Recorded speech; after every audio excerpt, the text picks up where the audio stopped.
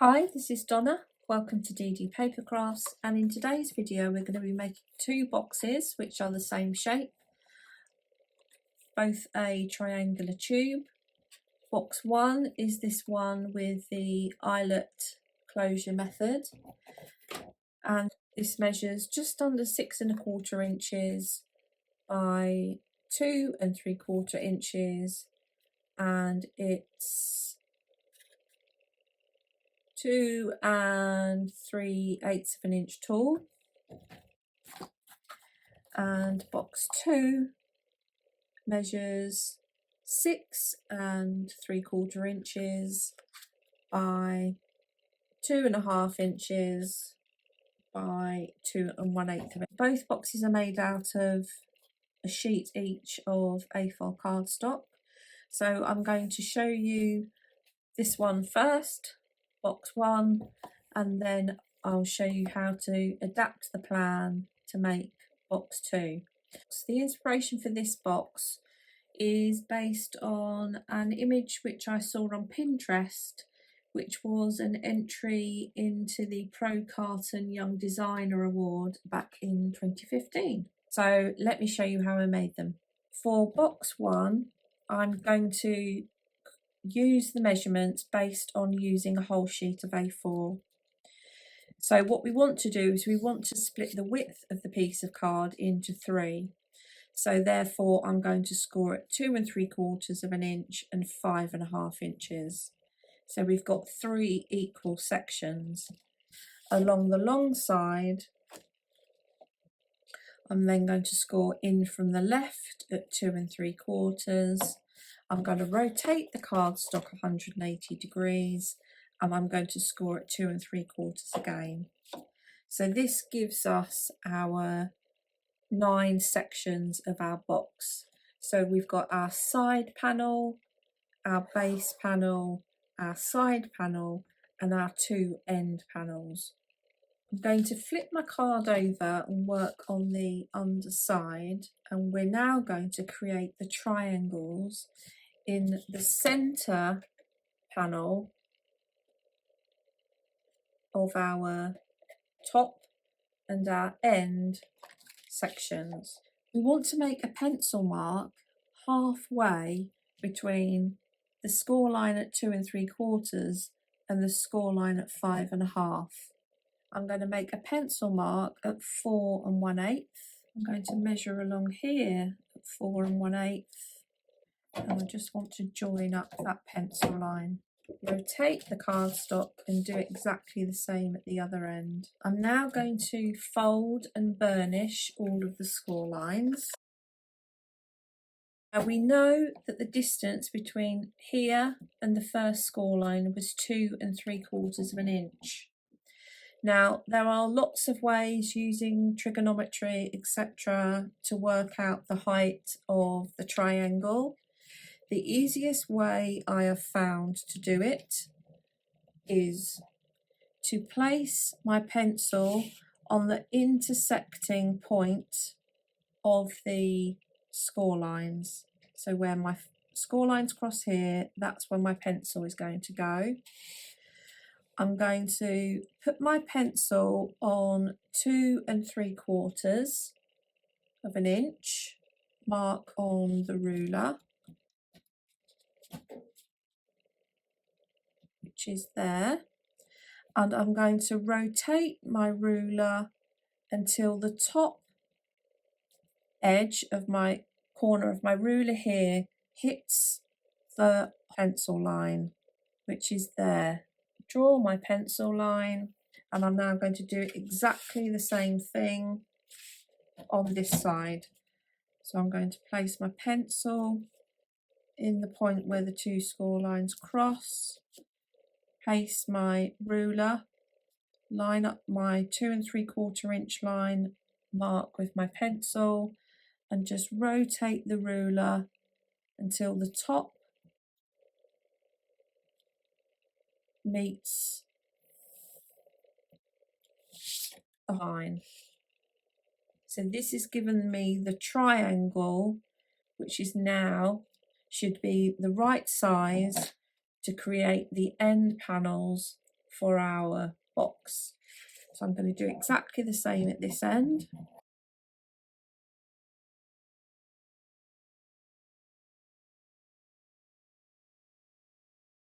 There we have our triangles. So you want to cut away the outside corners. I'm cutting on the inside of the score line, and we want the cut line to be nice and straight. And I'm just going to flip this over because I want to be cutting up to my start of my triangle, like so. I'm going to rotate, and I'm just going to now cut down the right hand side of my triangle and join it up with my cut line to take away that corner. So I'm going to do exactly the same on this end. You can see that triangle end will fit nicely on the end of the box. So I'm now going to do exactly the same at this end. So here, fundamentally, we have our box. For the closure, I'm going to be using eyelets and ribbon. You don't need to reuse ribbon, you can use twine, you can use elastic, etc. And if you don't have eyelets, just have hole punched holes.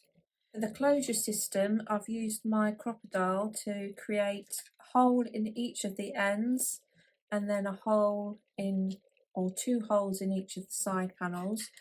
I will be adding eyelets to these, but I'll just show you how the closure system works. I'm just going to wrap some washi tape around the end of the ribbon to make it easier to thread through the holes. So I'm coming in through this hole, through this one. When we get to the first end section, I need the ribbon to come through and then go back through the hole. So what I'm going to do is, you could use a bead for this. I'm going to thread the ribbon through a little handmade with love charm. So that's going to act as my stopper and is going to allow me to thread the ribbon back through the hole like so. I'm then going to come into this side, thread through at this end, and then take both ends of my ribbon through the hole at the other end. And this is my closure system. If I pull the ribbon, you'll see the box does up. Obviously I'll tidy this up when I put the eyelets in, and my box is then going to be tied at this end. So that's my closure system for this box type. So I'll get on with the decoration with that one, and I'll show you that at the end. For box 2, which is going to end up the same shape, but we're going to construct it in a different way, and the opening will be a different way. Along the short side, we want to score at 2.5, 5 and 7.5.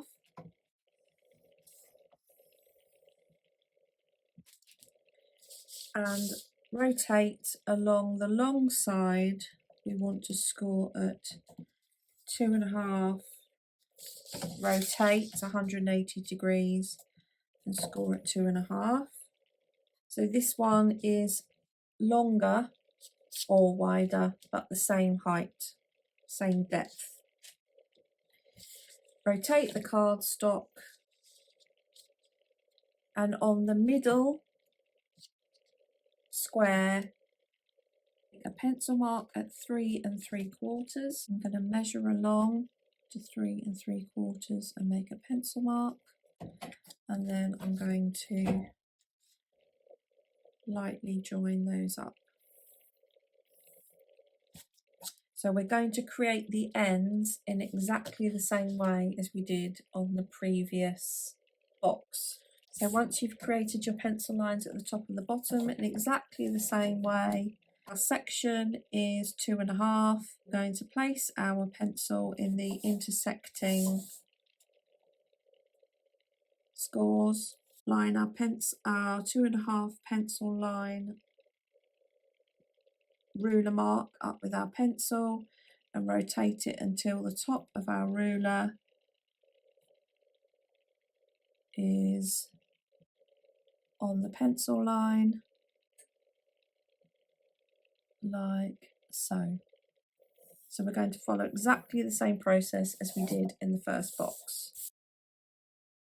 So the difference with this box is that the back section is actually fixed to the side panels, and then this section here at the bottom with the 1/2 inch tab is actually going to be our closure mechanism. So what we want to do with the 1/2 inch tab at the bottom, we're going to score at 2 inches down to the first score line, and again score at 9 3/4 of an inch down to the first score line. So we're just creating 2 glue tabs. Fold and burnish. Now we're going to do our cutting with our 1/2 inch extra tab on that side and our additional score line here. We're going to cut along the additional score line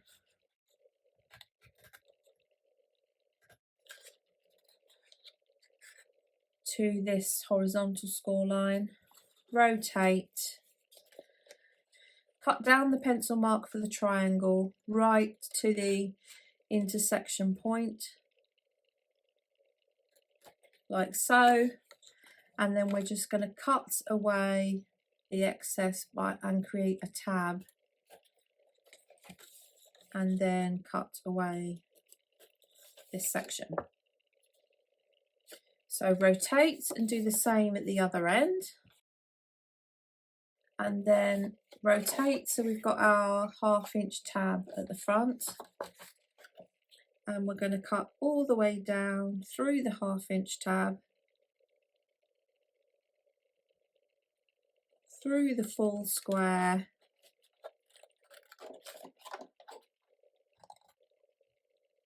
and then down the other side of the triangle.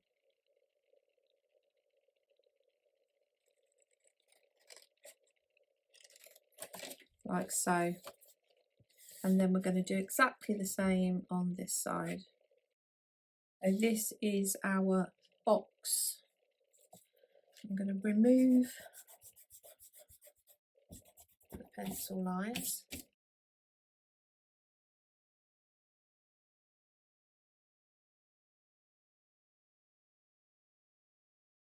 Try not to draw on pearlised card, because when you have to rub it out it leaves a mark behind. Fortunately this is double-sided, so I'll use this side.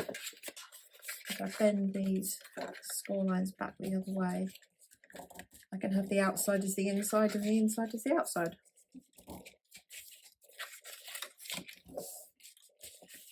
Okay, so I'm going to pull up this side and I'm going to secure it at both ends.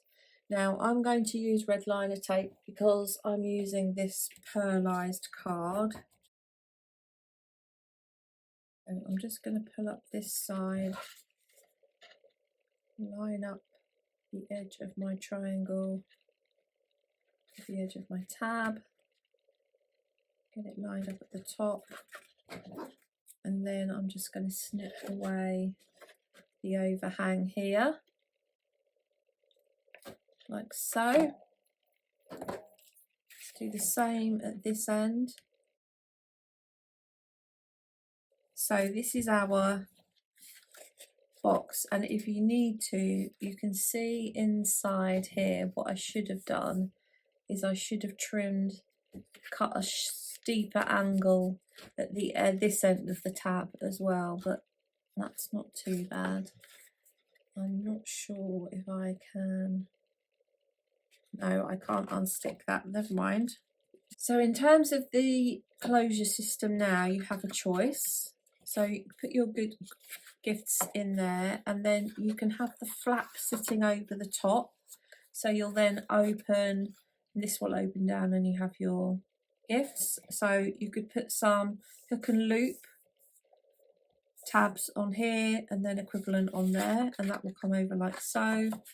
Alternatively, you may like to create a finger notch in there if you feel the need, and just have this as your closure system, so this tab just fits in like so. So use whichever system works for you. You may feel you want to have the tab sitting inside, but maybe have a strap going over the top as well to create a sort of clutch bag look. So that's a couple of alternatives as to how you can use this tab. What I'm going to do is I'm going to round off these corners because I just prefer that look. Rounded off the corners, and I'm going to have my lid so that it flaps over the top. So I'm now going to go ahead and decorate this box as well, and I will show you both boxes at the end. Here's our two boxes. I've chosen not to decorate this one any further because I'm not sure what I'm going to use it for yet. Here's the one with the top flap opening.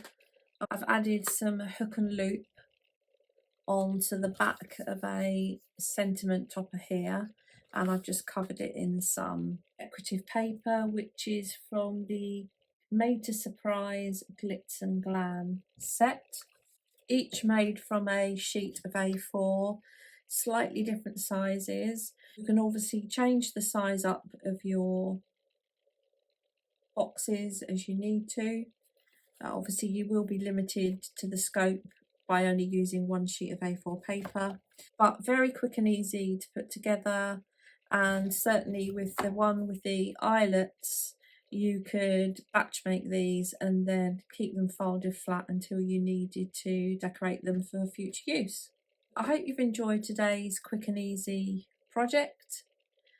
If you haven't done so already, please consider subscribing to the channel and hit the notification bell for future videos. Until next time, thanks for watching.